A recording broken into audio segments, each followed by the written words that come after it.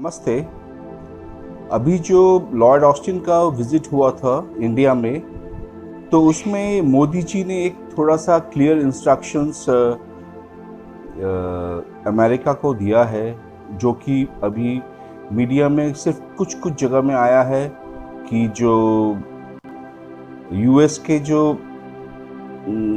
उनके जो foreign relation committee ने कश्मीर पर और S-400 पर सैंक्शंस की बात कर रही थी, तो उसको मोदी जी ने चुपचाप से बोला है ऑस्टिन को कि देखिए, हम आपसे दोस्ती करना चाहते हैं, पर आप जब आए हैं तो जो इस तरह की जो बातें आप आ रहे हैं और आपके जो डेमोक्रेटिक गवर्नमेंट है वो इस तरह की पीछे से बात कर रही है, पहले आप जाकर अपने गवर्नमेंट से क्लियर कर ले कि आप हमसे दोस्ती करना चाहते हैं कि ये सब बातें आप उठाना चाहते हैं, because India sovereignty is something that we will not allow US to interfere in. This is the message that India is given. तो ये जो कुछ अखबारों में इसकी जो मैसेज गई है, ये पाकिस्तान को पता चल चुका है, और ये जो शाहिद मसूद है इसी को उछाल के ये जो स्टोरी जो आप अभी सुनेंगे, जो डिस्कशन है उसके बारे में, क्योंकि India wants to balance its relations with everyone, Russia, China और America. They want to be in the Quad but not at the cost of India sovereignty. पहले आप चर्चा सुनिए, उसके बाद मैं इस वीडियो की समीक्षा करता हूँ। तो अंदाजा हो गया कि इंडिया में डंप करेगा, इंडिया, अमेरिका ने कहा भाग जाओ। तो बात ये सारी कि ये जो आज हमारे 23 मार्च की परेड में टर्की आया हुआ था, तो टर्की में अगली मीटिंग है अफगानिस्तान की, और टर्की की उस मीटिंग में ईरान भी है, उसमें इंडिया भी है, उसमें पाकिस्तान भी है, उसमें अमेरिका भी है, उसमें अक़वाम मुत्तहिदा। तो बात ही है, और फैसले तो सारे हो चुके हैं। इंडिया वहां जाके क्या कहेगा कि हम तालिबान के साथ नहीं, तालिबान उनको पता ही नहीं, बैठना ही नहीं चाहता। दोस्तों भी बैठे हैं, गुलबिंदी निखवतियार भी बैठे हैं वहां सारे के सारे लोग। तो इंडिया इस पूरे गेम से, जो आज का गेम नहीं है, जो 70 की दिहाई या 60 की दिहाई या 50 की दिहाई या उससे क्या में पाकिस्तान से पहले से एक वहां पे कांग्रेस और उसके, क्या इंडिया फिर आउट हो गया दोबारा? ये इंडिया ने डंप कर दिया अफगानों को, या अफगान समझ गए पहले ही वो इंडिया से हटके, वो पहले ही मॉस्को में और कतर में इधर उधर। मुझे बताएं, किस अफगानिस्तान के कौन से सेक्शन ने कहा है कि हम इंडिया के बगैर मुज़ाकरात नहीं करेंगे? क्या रशीद दोस्तम ने कहा है? क्या अहमद शाह मसूद सेक्शन ने कहा है? क्या किसी नॉर्दर्न अब्दुल्ला ने कहा है? किसी ने नहीं कहा कि इंडिया को लेकर आओ वरना दो। लेकिन इंडिया के बगैर मुज़ाकरात हो रहे हैं अफगानिस्तान। अब बात ये सारी, ईरान ने कहा है, रशिया ने कहा है, किसी अरब मुल्क ने कहा है, किसी ने कहा है कि इंडिया को लाओ बीच में? नहीं कहा। अमेरिकन ने कहा छोड़ दें, नेटो ने कहा है। बात यह है कि इंडिया अजीब, टर्की के साथ मिल रहे हैं ब्लिंकन। टर्की को उन्होंने कहा कि अच्छा आप इसमें गौर करें, लेकिन टर्की नेटो में है, नेटो का हिस्सा है। वरना आप मुझे बताएं, नेटो तो बना ही रशिया के अगेंस्ट था। वो कह रहे हैं हमने पॉइंट रेस किया उनके सामने, लेकिन बात यह कि टर्की को जो, अच्छा आगे देखें, हुर्रियत न्यूज के खबर दे रहे हैं उनकी, daily Hurriyet, Turkish and American top diplomats meet in person in Brussels. तुर्की के वजीर खारजा और एंथनी ब्लिंकन की 1-on-1 मीटिंग हुई है, तो बड़ी अच्छी खुशगवार मीटिंग हुई है। आने वाले चंद दिनों में अफगानिस्तान के अंदर कॉन्फ्रेंस डिस्कस हो रही है, उसमें S-400 उठा लिया हमने, इतना नहीं उठाया जितना इंडिया के सामने है। चाइना का एक रोल बन रहा है, अमेरिका उसको अमेरिका ने इतने दरवाजे खोल दिए, जर्मनी को तड़ी, इंडिया को तो बिल्कुल ही बिल्ली बना के साइड पे। उसके बाद जनाब वो म्यांमार में क्या होगा कुछ नहीं पता। प्यूटिन को कह दिया किलर, और प्यूटिन ने उसको, जो उनका ऑपोजिशन लीडर था उसको, और सर्बिया पे कश्मीर ह्यूमन राइट्स में क्या करना है, अफगानिस्तान से आउट कर दिया उनको। S-400 आप ले नहीं सकते, पाकिस्तान के साथ ताल्लुकात आपने ठीक करने हैं। पाकिस्तान ने कहा बिस्मिल्लाह, पाकिस्तान ने 2 स्टेटमेंट दे दी। अच्छा सवाल नहीं तो क्या करने, अच्छा ईरान के ऊपर सैंक्शन लगानी है, अच्छा अरब ममालिक के साथ क्या कि आखिरकार थोड़ी देर पहले मोदी बांग्लादेश पहुंच गया कि कहीं से मुझे कोई अच्छी खबर मिले।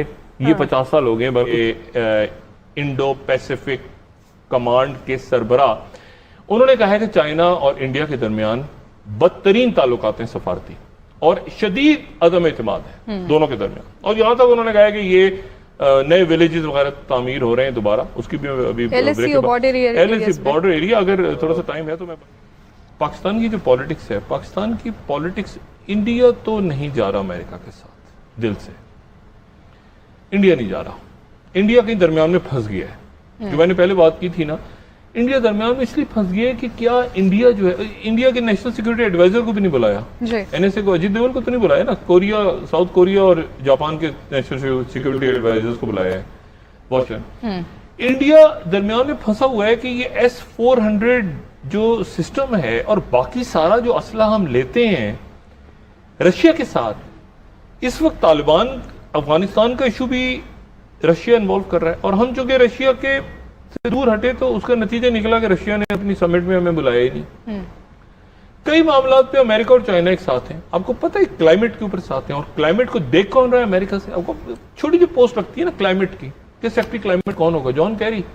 अच्छा, जॉन कैरी उनका सेक्रेटरी क्लाइमेट है। क्लाइमेट इतना बड़ा इशू है दुनिया के लिए, तो चाइना और अमेरिका का एक क्लाइमेट के ऊपर वर्किंग ग्रुप बन गया है, लेकिन जंग बहरहाल खुली है। अब ये बड़े फैसला को लम्हात हैं, पाकिस्तान ने अपनी पॉलिसी कैसे डिसाइड करनी है, ये पाइपलाइन से ये क्या होगा, ये अगर रशिया आता है तो रशिया ये क्या, रशिया और चाइना CPEC-2 जिसको नाम दे रहे हैं, वो तापी को दोबारा एक्टिव करना चाह रहे हैं। देखिए ना, ईरान, वो इंडिया को ये कह रहे हैं कि अगर आप थोड़ा सा अमेरिका से ऊपर नीचे हो जाए, वो ताजिकिस्तान, अफगानिस्तान और पाकिस्तान और ये इंडिया वाली पाइपलाइन मौजूद है अपनी जगह, सेंट्रल एशिया सारा उनका कंसिडर कर सकता है। अफगानिस्तान को मैंने पहले भी बात की थी ना, अफगानिस्तान, ये टर्की का क्यों इन्फ्लुएंस है? तो सारे वस्ती एशियाई कभी ये जो पुराने कबीले हैं, जो आप ये उर्तुगल गाजी वगैरह में इधर से उधर पहुंच गए, उधर से उधर पहुंच गए, टर्की जाके सेटल हो गए।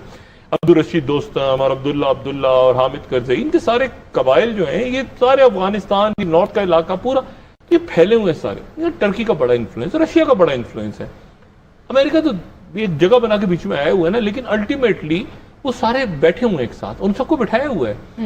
अब इस पूरी पिक्चर में इंडिया आइसोलेट फील कर रहा है अपने। वो G7, कौन सा G7? एक इतना बड़ा, एक चाइना आके बैठ गया। चाइना नहीं जाने वाला, क्योंकि चाइना का वो जैसे ना 9 डैश लाइन जो सरहद है वो चाइना नहीं छोड़ेगा अपनी। जहां क्लेम कर लिया चाइना ने कि ये हमारे सेक्टर है, ये हमारा अरुणाचल प्रदेश है, ये इंडिया को भी पता है। अब इस सूरत हाल में अच्छा है कि उनके यहाँ पर सीज फायर हुआ, लेकिन फिर 11वें मुज़ाकरात फिर शुरू होने वाले हैं, और ये अब के शुरू होंगे हॉट स्प्रिंग पे और डेस्पैंग पे, जो कि इंतहाई इंपॉर्टेंट है। और चाइना को अच्छी तरह पता है कि इंडिया क्या कर सकता है। इंडिया एक हद से आगे नहीं जा सकता गालिबन अमेरिका के साथ मौजूद, और एक हद से ज्यादा वो चाइना से भी फंडा नहीं ले सकता। तो ले दे कि क्या बचा, पाकिस्तान से दोस्ती करे। दोस्ती के लिए क्या करे?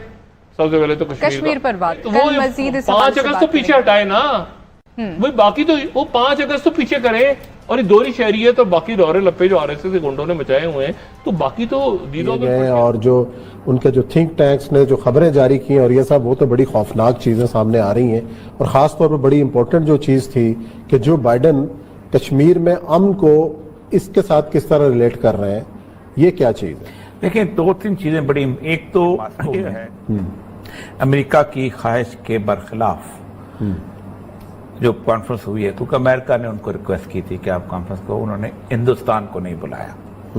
और जबकि अमेरिका बुनियादी तौर पे चाहता ये है कि किसी न किसी तरह पे हिंदुस्तान जो है उसका रोल एक हेजेमोनिक पावर के तौर पे एस्टेब्लिश किया जाए। और जो बाइडन के जो थिंक टैंक्स हैं, जिसमें सबसे इंपॉर्टेंट थिंक्स हैं जो है, जो जिसको ऑलमोस्ट जैसे कहते हैं ना सेकंड अपना वो जो है उसका स्टेट डिपार्टमेंट, वो बहुत इंपॉर्टेंट उनका थिंक टैंक है। उसका नाम है कि एक हमारे पूरे प्लान के अंदर एक शख्स गलती से आ गया था, उसका नाम ट्रंप था, जिसने हमारा पूरा का पूरा प्लान, उन्होंने गुज़िश्ता तवील अरसे से ये समझा था कि हमारी जो माइट है उस माइट को बहुत शदीद धचका लगा है, और वो धचका लगा अफगानिस्तान के अपने माइट। अफगानिस्तान में अब कोई ऐसा रास्ता नहीं है, ना तो अफगानिस्तान में पाकिस्तान पर बॉम्बिंग कर सकते हैं, ईरान के साथ लड़ना मुश्किल हो गया, बाकी चीजें। ये काला है, ये बेसिकली जर्नैल था, और वो उसको खास तौर पर लाएगा। जो लॉयड ऑस्टिन जो है, ये बंदा जब गया तो उसने आते स्टेटमेंट दिया है, और उसने ये कहा है कि मैं दौरा करके आऊं, सबसे इंपॉर्टेंट चीज हमारे लिए मिडिल ईस्ट है, और उसके बाद दूसरी इंपॉर्टेंट चीज है कि चाइना ने अपने आप को इंतहाई तौर पर जदीद बना लिया है, और उनकी जो टेक्नोलॉजी और अमेरिकन एडवांसमेंट है वो इतनी ज्यादा हो चुकी हुई है कि अमेरिका जो है थ्रेट फील कर रहा है, और दुनिया से डेमोक्रेसी जो है वो गायब हो जाएगी। उससे पहले 2019 के अंदर पेंटागन ने इंडो पैसिफिक जो डॉक्यूमेंट जारी किया था, उसमें कहा था 2 जगह मुल्क ऐसे हैं जो हमारे लिए खतरा है अगले 2-3 सालों में। एक है न्यू इमर्जिंग मैलिग्नेंट, एक नया उभरता हुआ कैंसर, और वो है रूस। और दूसरा उसने कहा था regressive force of China. China वो फोर्स है जिसके मॉडल को देख के लोग समझना शुरू हो गए हैं कि अगर जमहूरियत ना हो तब भी तरक्की की जा सकती है, जबकि हम उसके बिल्कुल उलट चल रहे थे ना। ये चाइना, अब चाइना की मैं सिर्फ कंपैरिजन बताता हूं, उसके बाद आप देखें कि अमेरिका का, कि चाइना के पास जितने न्यूक्लियर वॉर हेड हैं उसके मुकाबले में अमेरिका के पास 200 गुना ज्यादा वॉर हेड है न्यूक्लियर, जहां तक तल है। अमेरिका के पास इस वक्त 800 बेसिस हैं पूरी दुनिया में, चाइना के पास सिर्फ 3 बेसिस हैं, जिसको कहता है दुनिया हमारे साथ आए और थ्रेट फील। 3 CIA का बजट है 85 अरब डॉलर है, और उसके वो इतना बड़ा है कि रूस के पूरे आर्मी के बजट से ज्यादा है। ये एक थ्रेट क्रिएट किया जा रहा है ताकि हम चाइना को किसी न किसी तरीके से उस लड़ाई में उलझाएं और हम एक ऐसी जंग के अंदर आए जिसके अंदर हमारी धाक फिर दुनिया पे बैठ जाए, और फिर हम कहें ओ तुमने फंडामेंटली तुम वुमेन राइट्स नहीं देते, तुम ये नहीं करते, हम घुस रहे हैं। अमेरिका इस वक्त इस सर्वाइवल की जंग लड़ना चाहता है, और उसके लिए उन्होंने क्वाड बनाया है, इसराइल, जापान, ऑस्ट्रेलिया, इंडिया, और इसमें इंडिया को देना ईस्ट आता है। और वो बाइडेन को उन्होंने कहा है ना कि यूएस मिलिट्री थिंक टैंक, ये जो वेन है, reports prepare report on why Biden needs Kashmir peace deal as a part policy. इसका मतलब है कि तालिबान को बिल्कुल अलग कर दिया गया, तबाह कर दिया गया। 2001 वाली सूरत हाल वापस आ गई है कि अच्छा, पूरी दुनिया एक तरफ, तालिबान एक तरफ। तो आपको शायद लग रहा होगा कि ये सब मेरे को कैसे पता है। तो जो फॉरेन पॉलिसी मैगजीन्स आती है उसमें ये एक आर्टिकल छपा है, बस यही एक आर्टिकल है, तो जिसमें कहा गया है कि इंडिया ने ये ऑब्जेक्शन रेज किया है कि why when there is a defence secretary who is visiting India that America is raising all this questions about sanctions on India. आप दोस्ती करना है कि सैंक्शंस हमको डर दिखाने आए हैं? आप हमसे कोलैबोरेशन चाहते हैं कि आप हमको डराना चाहते हैं? तो इस तरह की जो partnership India will not appreciate, because Trump को पहले भी मोदी जी ने समझा दिया था, तो इस बार भी अच्छी तरह समझा दिया है। अमेरिका को भारत की ज़रूरत है, भारत को अमेरिका की ज़रूरत नहीं है। भारत अपना डिफेंस खुद कर सकता है, भारत के पास बहुत सारे ऑलरेडी, रशिया अगर अमेरिका साइड हो जाता है तो Russia is always there with us, और चाइना भी अपने आप लाइन पर आ जाएगा। चाहे चाइना कुछ भी करे फिर भी हमारे पास पूरा यूरोप है और बाकी देश भी है, और इंडिया तो इस सेल्फ सफिशिएंट, आत्मनिर्भर 50% हो ही गया है और धीरे धीरे हो भी जाएगा। तो यही इनकी एक डिस्कशन है। पर अमेरिका जैसे अभी इनका एक और जो दूसरा डिस्कशन मैंने दिखाया उसमें कि अमेरिका का थिंक टैंक बोल रहा है कि भारत से दोस्ती कर लेनी चाहिए, तो ये भी एक ज़रूरी है। तो जैसे मैंने बोला कि अमेरिका अपने आप, जैसे ट्रम्प आया था वैसे बाइडेन भी आएगा, तो आगे वाले दिन में हम देखेंगे। आपके सोचते इसके बारे में कमेंट में लिखिए, और अगर मेरे चैनल में नए हैं तो प्लीज़ सब्सक्राइब करिए, क्योंकि इस तरह के वीडियोज़ बनाने में मेरे को प्रोत्साहन मिलेगा अगर आप सब्सक्राइब करते हैं। धन्यवाद, थैंक यू।